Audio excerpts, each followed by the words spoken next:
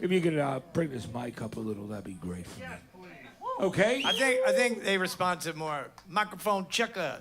Oh, sorry. Yeah, no, it's good. Oh, Chris, man, it's so great to see you. I'm Matt Pinfield. This is the Levi's Lounge at KFOG with the Chris Robinson Brotherhood. Chris, I think the thing that, I was born in Athens, Georgia. We're from the South originally. And, when I first heard you do Hard to Handle from Shake Your Moneymaker. Sure. I was a huge Otis Redding fan. And Of course. You have to be. If you're not, you have no soul. Yeah, I agree. 100%. So I'm checking this band out, and we've been friends for a very long time, but I followed everything you've done. We did that DVD on your solo record that time, which was so cool. But man, I love the new band, and I'm just so excited about what you guys are doing. We're excited too, man. Let's hear it for them, everybody. Come on. Hey, Chris, you carry the tradition for me, as far as I'm concerned, of great Southern music, whether it's soul, whether it's rock, whether it's like Macon with the Allman Brothers and Jacksonville places. I've always loved the fact that you've done so much soulful stuff, and your voice, it just knocks us out, man. Well, I'm not, thank you. I'm not clever enough to do anything else. Yeah. I can relate. But I think that, to me, it's funny because our band, we think of ourselves as definitely a California band, Yeah. But in the same tradition of like a lot of great musicians, whether it's Neil Young or Graham Parsons or Chris Etheridge or Steve Young or anyone who moved from other places because they wanted to be, they wanted some California, vibrations in their life. Yeah, my life has gotten so much better since I moved to San Francisco. And, I love it. Yeah. So, but for us as well, when we started this a few years ago. Our plan was to, have a model, first off, we had to, see what was going to happen and the songs and stuff. But then we had to have a model that worked outside of, the regular music business or corporate things. And how do you do that? So, when we started, we did 9 weeks up and down California residencies, Yeah, right on. Yeah. But San Francisco is where, that's why we invented Unicorn, California. Yeah. Because we were kind of too embarrassed to admit we lived in Los Angeles. At the time. But we thought too it would be rad to just have a mythical place that we came from because California has its own mythos. But it happened for us in San Francisco, where our scene happened and people and from the very first show at the Café de Nord. Which was also Possible Dust Cloud's first show, too. Yeah. That was his very first gig. We have his papers to prove it.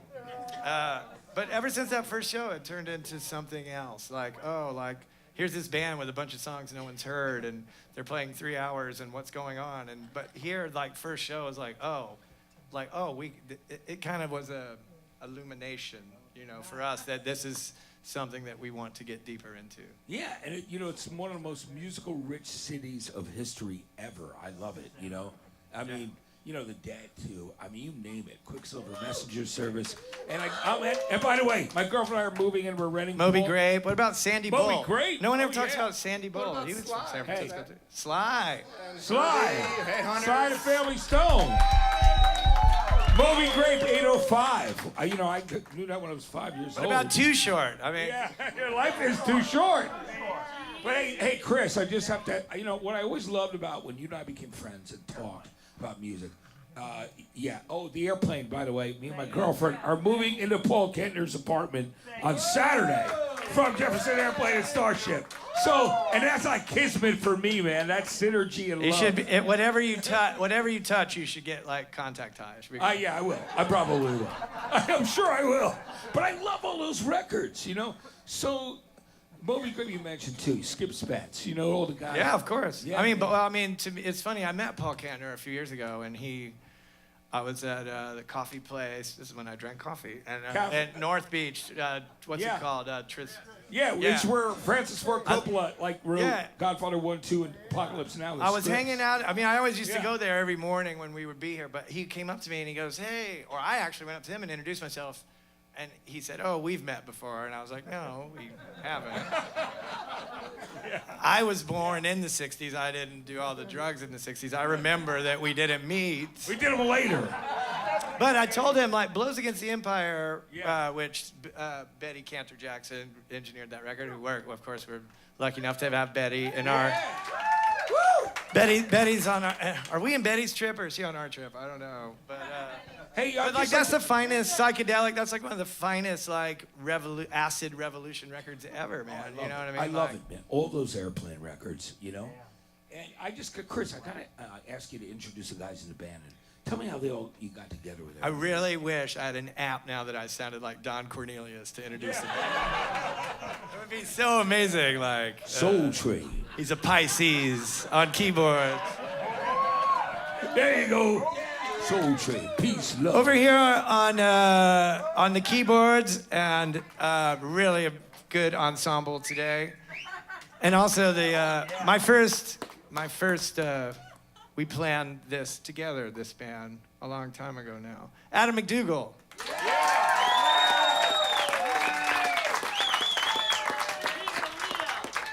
I know, I just wanted to say Pisces, though.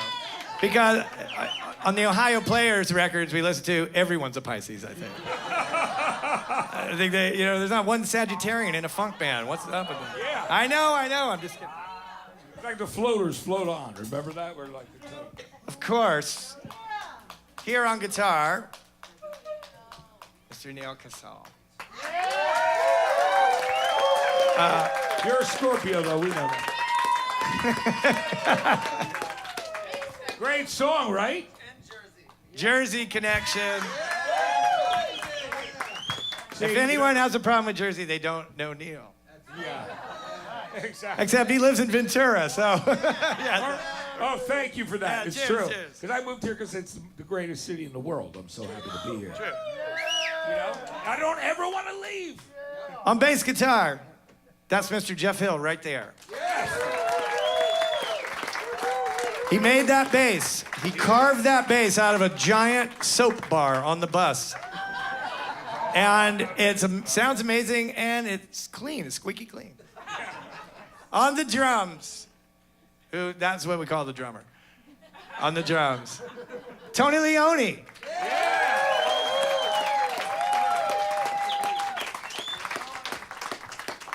That's our merry little family. It's a great family, by the way. Hey, Chris, what I always loved about when you and I first met, and I know why your fans love you so much, there was never a corporate agenda, and I said that earlier. I was talking about the fact you and I talked about, before merchandise, you and I were making our own T-shirts. Yeah, to go to shows, which was really cool when we were younger. Yeah, you know? And I think it's funny. I mean, I'll be 50 years old here in a couple weeks.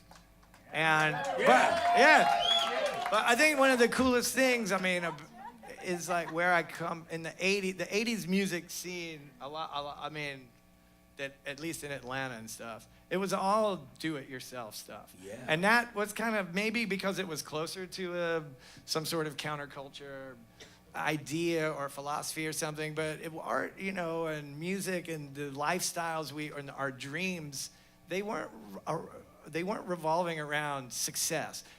Because success also is like people's idea of something that's safe. You know what I mean? And, I need to get here and then everything will be like this. But that's not the way life really works. And especially if you're an artist, So I did come from this place of, and it's weird because it's made my problematic for people who have to deal with me. I understand that, because I really believe in something that other people maybe think is not real.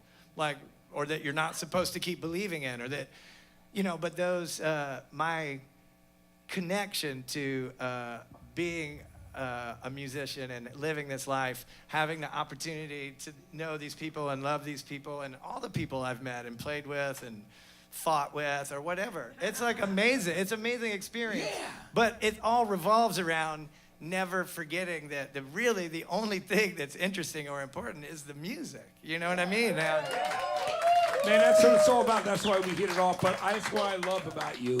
And I want to say, the cool thing about discovering you guys was I like, the British magazines like Blues Magazine and Classic Rock. And I get all the ones, not the kind of, no pop culture stuff. I mean, I know that stuff, and it's cool. But I love reading about, all right, the Allman Brothers, the whole story behind Fillmore East. Or, right. Or, Well, the English magazines were the first people to, like, write anything nice about us and, like, be interested. And for the first time in my life, we actually got really nice things written about us, and we went to England and we played, and they wrote nice things about us. Usually they go, oh, this album's amazing.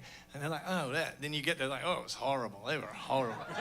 What was that? That was, it's like, well, they build you up just to knock you down, Yeah, that's what they've been known for years. But this time it was like, it was rad, So. Yeah, they loved you. I saw the reviews and I read, about the first record. And by the way, Brian and I are my morning show co-hosts with Alicia, and we were listening to the EP and just saying how great it was and the record. And then I put on Wiser Time because I just had to hear it. It's just right. I had to hear it. One of my favorite songs of all time. Period. I love what you do, man. Thanks, man. We all love what you do, and we're so glad you're doing this. See, it's been in my mind when someone says that, and in my Monty Python mind, someone in the back goes, "Well, I don't."